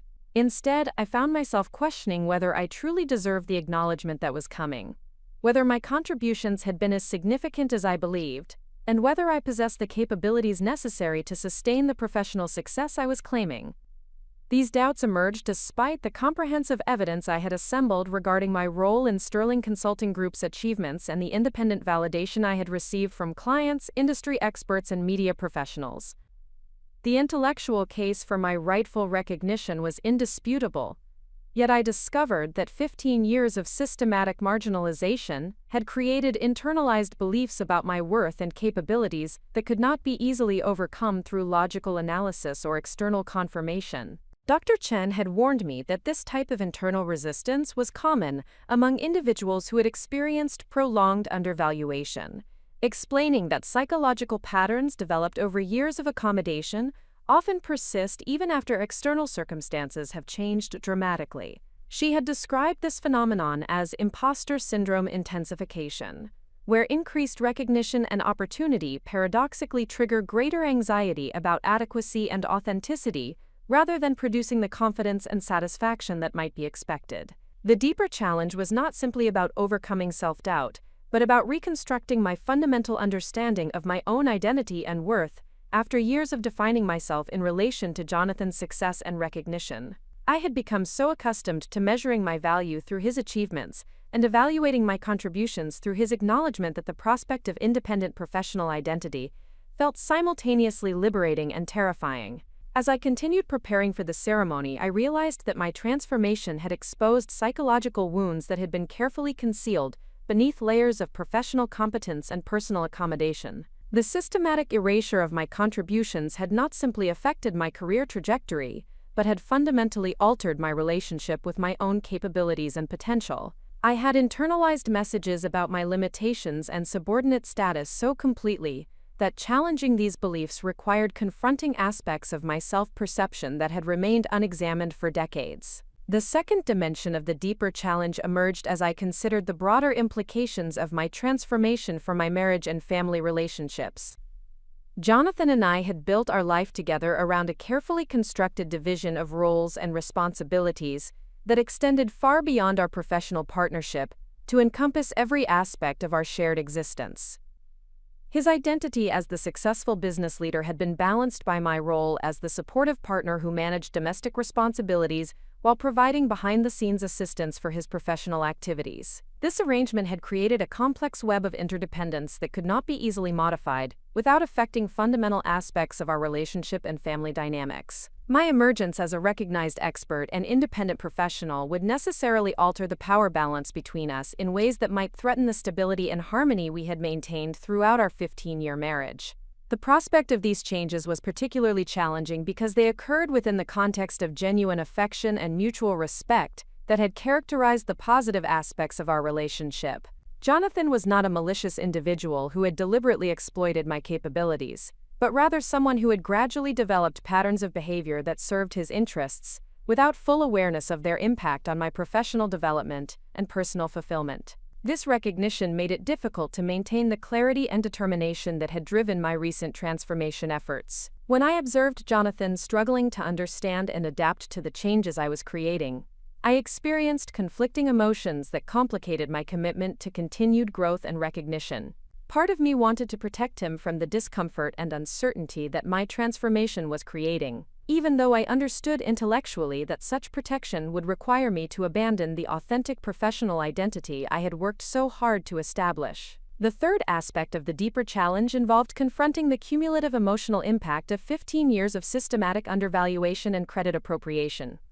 As my professional recognition increased and my authentic capabilities became more visible, I began to experience anger and resentment about the opportunities that had been lost and the recognition that had been denied during the most productive years of my career. This emotional processing was complicated by the fact that I had spent years suppressing these feelings in order to maintain harmony in my marriage and stability in our business partnership. The accommodation and compromise that had characterized my response to credit appropriation had required me to deny my own emotional reactions and to rationalize treatment that was fundamentally unfair and professionally damaging. The recent validation of my contributions had made it impossible to continue suppressing these emotions, yet I discovered that processing 15 years of accumulated frustration and disappointment was more challenging than I had anticipated. The anger I felt about missed opportunities and stolen recognition was accompanied by self-directed frustration about my own complicity in arrangements that had prevented me from reaching my potential earlier in my career.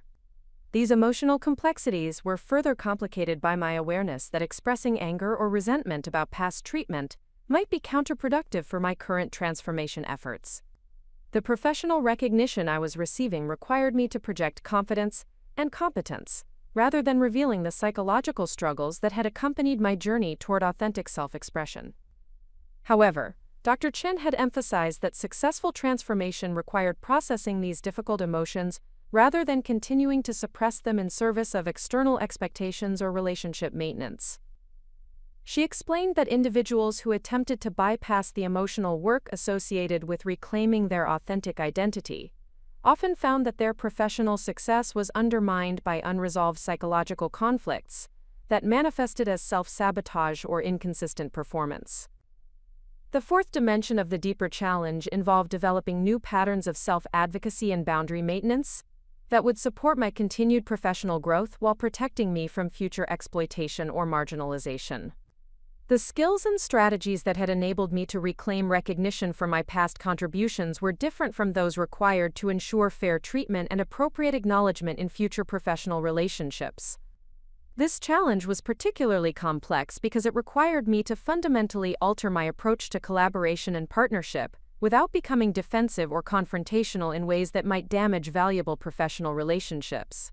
I needed to develop the ability to advocate for my interests and contributions while maintaining the collaborative spirit and analytical focus that had made my work valuable to clients and colleagues. The transformation from accommodation to advocacy required me to overcome deeply ingrained patterns of conflict avoidance and people-pleasing that had characterized my approach to professional relationships throughout my career. These patterns had served important functions during my years of marginalization, as they had enabled me to maintain working relationships and continue contributing to organizational success despite the systematic undervaluation I was experiencing.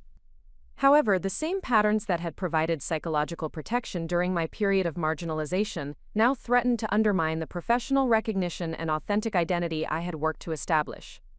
Learning to assert my worth and claim appropriate recognition without apologizing or minimizing my contributions required developing new capabilities that felt foreign and uncomfortable despite their necessity for continued success.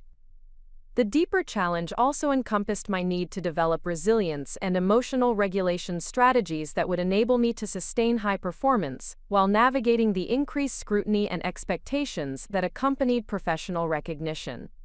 The visibility I had gained through my recent transformation efforts had created opportunities for greater impact and influence, but it had also exposed me to forms of criticism and evaluation that I had previously avoided through my behind-the-scenes role. As I prepared to leave for the award ceremony, I understood that the evening would represent more than professional recognition or validation of my contributions to Sterling Consulting Group's success.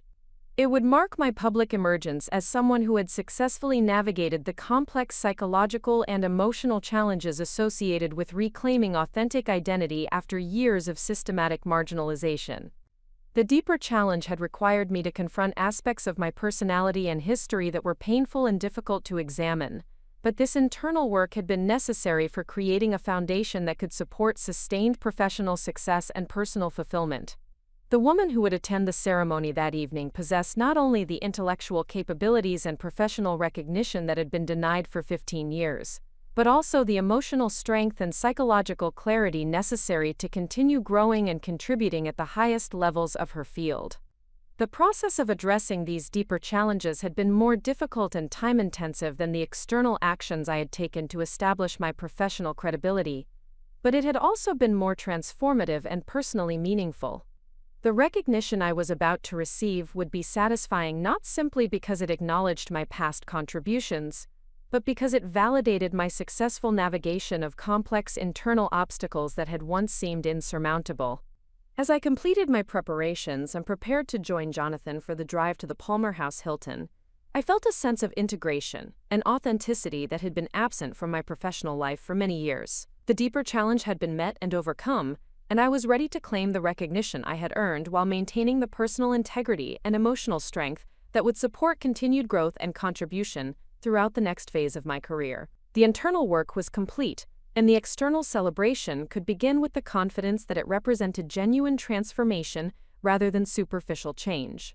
The evening ahead would mark not only professional recognition, but personal victory over psychological limitations that had once prevented me from expressing my full potential and claiming the success I deserved. The Chicago Business Excellence Awards ceremony unfolded as a carefully orchestrated validation of everything I had worked to achieve during my transformation journey, but it was a single moment of unexpected clarity during the evening's proceedings that crystallized my complete evolution from marginalized contributor to recognized expert.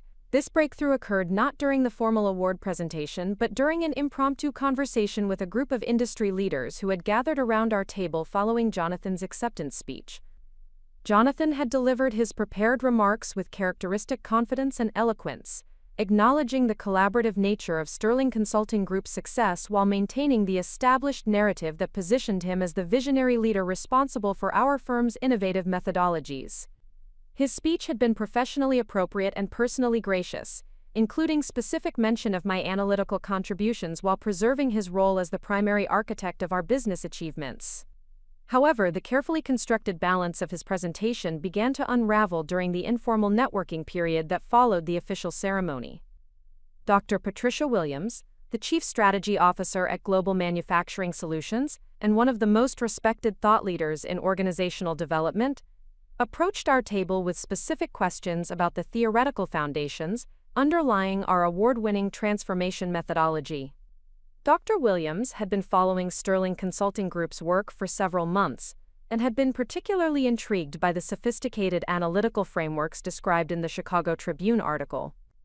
She was considering engaging our services for a complex organizational restructuring initiative that would affect over 3,000 employees across multiple international locations, but she needed to understand the intellectual rigor and theoretical grounding that supported our practical implementation strategies. Her initial questions were directed toward Jonathan, as protocol and established practice would suggest. She inquired about the research methodologies we employed to assess organizational readiness for transformation, the theoretical models that informed our change management approaches, and the empirical evidence that supported our claims about accelerated implementation timelines while maintaining employee engagement levels. Jonathan's responses revealed immediately that his understanding of these fundamental aspects of our work was superficial and largely limited to presentation materials, rather than comprehensive knowledge of the underlying analytical principles. He provided general descriptions of our client outcomes and broad explanations of our implementation processes, but he was unable to discuss the specific theoretical frameworks or research methodologies that Dr. Williams needed to evaluate in order to justify a major consulting engagement to her board of directors. After several minutes of increasingly detailed questions that Jonathan was unable to answer satisfactorily, Dr. Williams turned toward me with the expectation that I might be able to provide the technical information she required. This transition represented a pivotal moment where I could either defer to Jonathan's established role as our primary spokesperson or assert my expertise by directly addressing questions that fell within my areas of specialized knowledge and capability. The choice I made in that moment reflected not only my professional competence, but also the internal transformation I had completed during the weeks leading up to the ceremony. Rather than deflecting Dr. Williams' questions or suggesting that she coordinate with Jonathan for follow-up discussions, I began providing comprehensive and detailed responses that demonstrated the depth of my expertise while establishing my credibility as the intellectual architect of our firm's competitive advantages. I explained the organizational psychology principles that informed our assessment methodologies, described the change management theories that guided our implementation strategies, and detailed the empirical research that supported our claims about accelerated transformation timelines. Most importantly, I was able to discuss the innovative aspects of our approaches that distinguished them from conventional consulting methodologies, including specific examples of how these innovations had generated exceptional results for clients facing complex organizational challenges. Dr. Williams' response to my explanations was immediate and unmistakable. Her questions became more sophisticated and focused as she recognized that she was speaking with someone who possessed genuine expertise rather than general familiarity with consulting practices. She began exploring theoretical concepts and practical applications that could only be meaningfully discussed between professionals who shared advanced knowledge of organizational development principles and analytical methodologies. The conversation that developed between Dr. Williams and myself excluded Jonathan entirely, not through any deliberate intention to marginalize him, but because the level of technical discussion required expertise that he simply did not possess. Within 15 minutes, it became apparent to everyone present that I was the source of the intellectual property and analytical capabilities that had generated Sterling Consulting Group's success and industry recognition. This revelation occurred in the presence of several other senior executives and industry thought leaders who had joined our conversation as it progressed. These individuals included Michael Chen, the Director of Organizational Excellence at Fortune Industries, Sarah Davidson, the Chief Operating Officer at Midwest Financial Services, and Robert Martinez from the Chicago Economic Development Council, whom I had spoken with earlier regarding potential collaboration opportunities. The group's recognition of my expertise was accompanied by their growing awareness that the established narrative regarding Sterling Consulting Group's leadership and intellectual foundations had been incomplete or inaccurate. Several participants made comments that revealed their surprise at discovering that the sophisticated analytical work they had attributed to our firm's general capabilities was actually the product of my individual research and development efforts. Up next, you've got two more standout stories right on your screen. If this one hit the mark, you won't want to pass these up. Just click and check them out. And don't forget to subscribe and turn on the notification bell so you don't miss any upload from us.